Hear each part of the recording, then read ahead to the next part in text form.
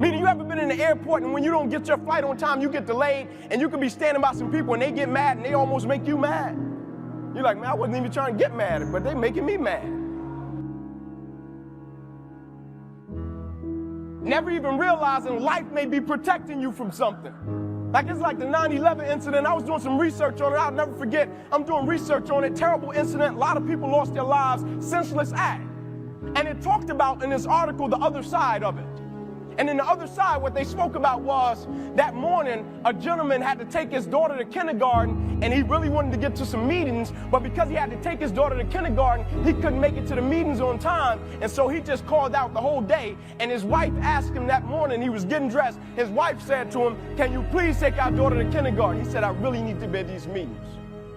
She said, "Can you please take our daughter to kindergarten? I really need to be at work."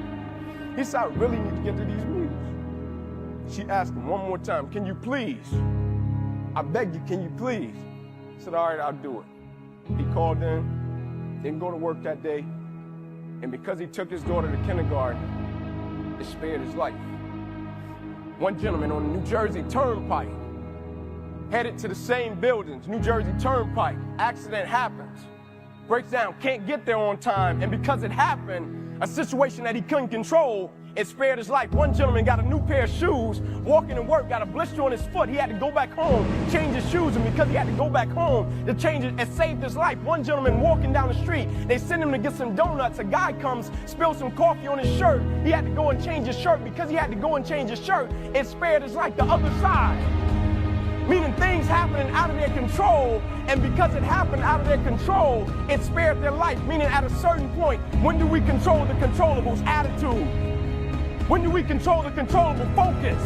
When do we control the controllables? Commitment, dedication, spirit, the energy and the passion that I bring into an environment. When do we control the controllable? I couldn't control. I got a paralyzed right arm and hand. I couldn't control my career ended. I couldn't even plan for it. But when it happened, I could step back and say, okay, life, I can no longer play the game of football, but let me extract that dedication and commitment from the game. I can step back and say, my arm and my hand is paralyzed. My dedication isn't, my purpose isn't. My arm and my hand is paralyzed. My work ethic, it isn't. My purpose isn't. My arm and my hand is paralyzed. My dedication isn't. My purpose isn't. Meaning my reason for why I first started, it never got paralyzed.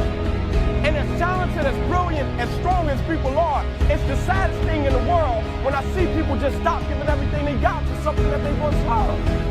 Because I think we all know the raw truth of it is, people don't burn out because of what they do. People burn out because life makes them forget why they do. Meaning life hits them and hits them with something, so they just like, man, if I gotta go through that, I'm not bringing it today, man. And every day is not a good day. Everything is not all peaches and cream. But that's why the culture is so important. That's why when the culture is set, we know what we bring to it, and we know how we get down because we know what we're working for.